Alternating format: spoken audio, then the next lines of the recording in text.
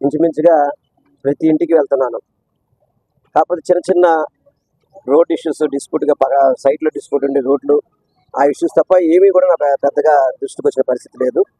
ఏదేమైనా కానీ రేపు మే 13 జరిగే ఎన్నికల్లో వైఎస్ఆర్సీపీ ప్రబంధనం సృష్టించబోతుంది. జూన్ 4వ తారీఖు నాడు సంబరాలకి ఆంధ్ర రాష్ట్ర వ్యాప్తంగా ప్రజలందరూ కూడా సిద్ధంగా ఉన్నారు. జగన్మోహన్ రెడ్డి గారు ముఖ్యమంత్రిగా ప్రమాణ స్వీకారం చేస్తారని చెప్పని 175కి 175 సీట్లు గెలుస్తారని, 25కి 25 ఎంపీ సీట్లు గెలుస్తామనేది పూర్తి విశ్వాసం ఉంది. మీరు ఏ సర్వేలు చూసినా కానివ్వండి, ఏ సర్వేలు చూసినా విజయవాడ 3 సీట్లు కూడా వైఎస్ఆర్సీపీ కైవసం చేసుకోబోతుందని చెప్పని ప్రతి సర్వే కూడా చెప్తుంది.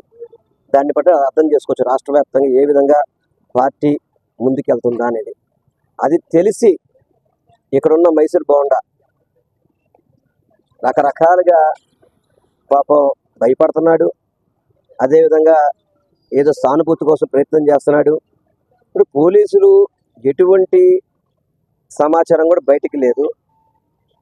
దానికోసం అని చెప్పని నన్ను అరెస్ట్ చేస్తారని చెప్పుకోవడం అంటే తప్పు చేశాడు కాబట్టే అతను భయపడుతున్నాడు.